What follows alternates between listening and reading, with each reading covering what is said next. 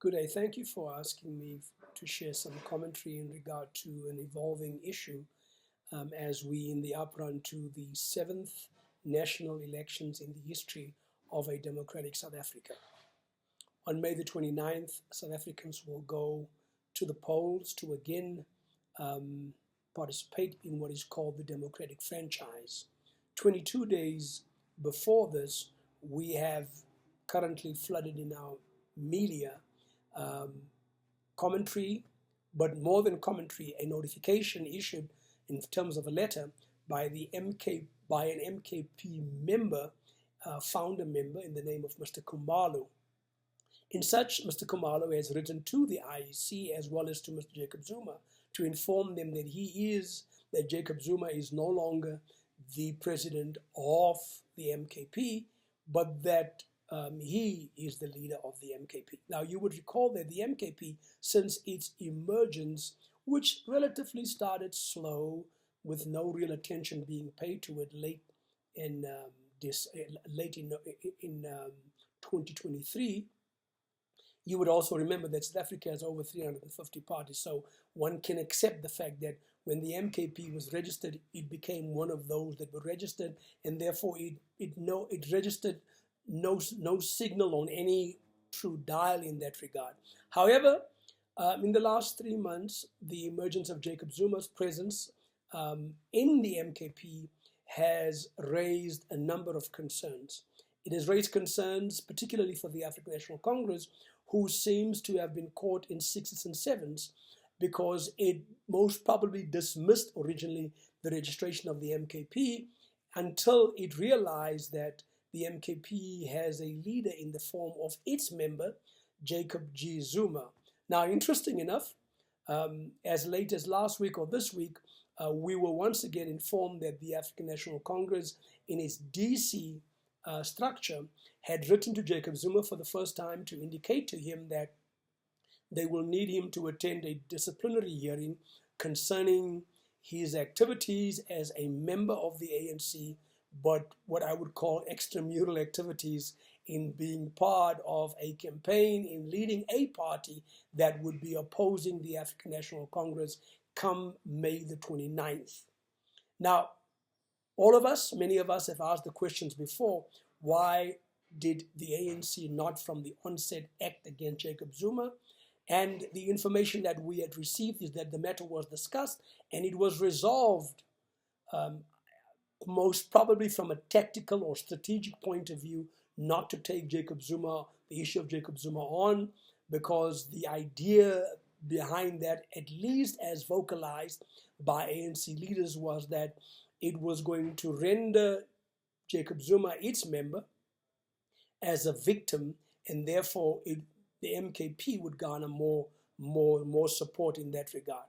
Now, that having been its position, we had then subsequently seen that, subsequently to that, we have seen former President Thabo Mbeki, being dragged into the fray and campaigning. And of course, it's to be accepted that Mbeki would have articulated what he did. It's the bitterness concerning what happened at Polokwane is still dripping from his mouth, and this gives him the greatest moment to now say whatever he wants to say about a fellow member, a fellow president of the ANC, and that is the politics that we should, accept is real. And that the same goes for Motlanthe, who all of them have condemned the ANC under Cyril Ramaphosa, but conveniently at this point in time would want to shift the focus and want to, of course, go after Jacob Zuma, who had decided to abandon the African National Congress and to support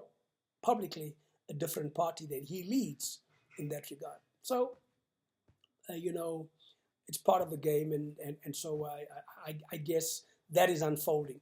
However, you would recall that the MKP had been successful in a number of court cases recently. One was the issue with regard to its registration with the IEC, which was a contested issue that the ANC brought and which the ANC lost. The second issue then was the issue with regard to the MKP as a trademark, or rather Umkhonto we Sizwe as a trademark, issue. That one they lost as well. And then there was a third issue with regard to the eligibility of Jacob Zuma to participate in the elections, to the point that he could serve again in a parliamentary setting should the occasion arise.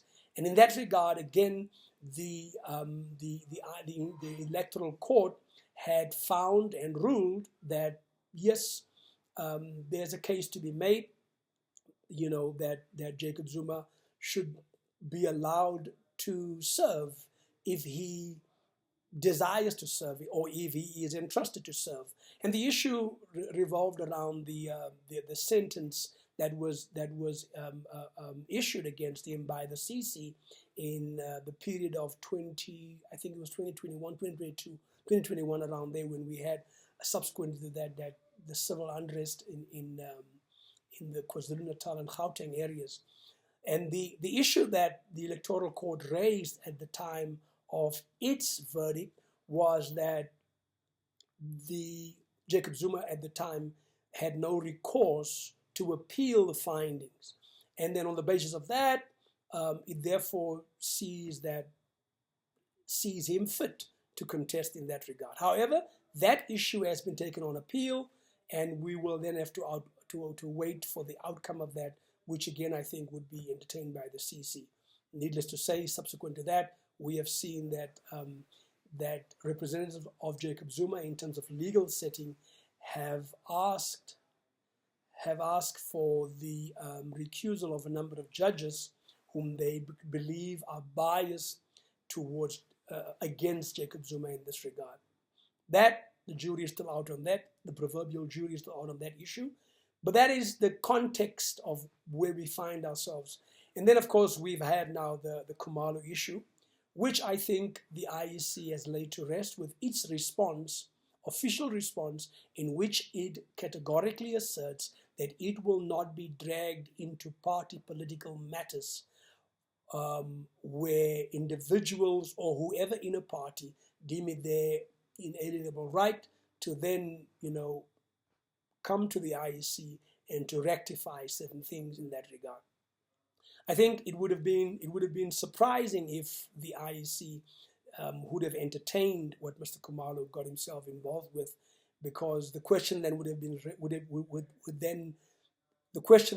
be to what extent the IEC attempts to be a player or attempts to be involved in political matters in that regard.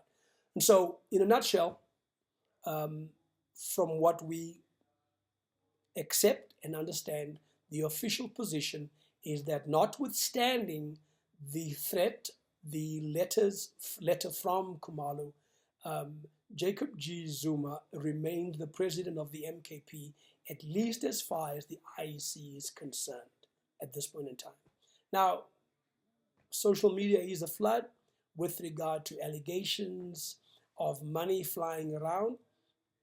I'm on record to have said in 2017 that since 2017, and I'm not for 1 minute saying that money was never a factor in elections, at least for the African National Congress. Money has been always a factor, but the degree to which it has become a factor was, in my opinion, blown up in 2017 with the CR17 campaign, which then for the first time saw the African National Congress electing a president on the premise of at least R1 billion. Now, where the money is flying around, I cannot validate, I cannot claim it to be true. I can only articulate that the possibility exists that money is flying around because the stakes are high for this election. It is for the first time that the African National Congress stands the threat of going at least under 50%. Now, I'm not sure, some people place it as high or as low as 36%. I'm not convinced. I think the ANC will most probably be in the late 40s, in my view, but I don't think the ANC would dip to what some people consider is 35% or 36%. So I'm thinking that in view of that, the African National Congress, regardless to what its tactics are, they know that for the first time they face the threat of an existential threat of its majority control of this particular country. And we have to look at the implications of that, by the way. But for now, the issue that you have asked me to comment on concerns itself with regard to the Khumalo letter sent to Jacob Zuma as well as the IEC, which the IEC has responded to on today, the 7th of May. Thank you.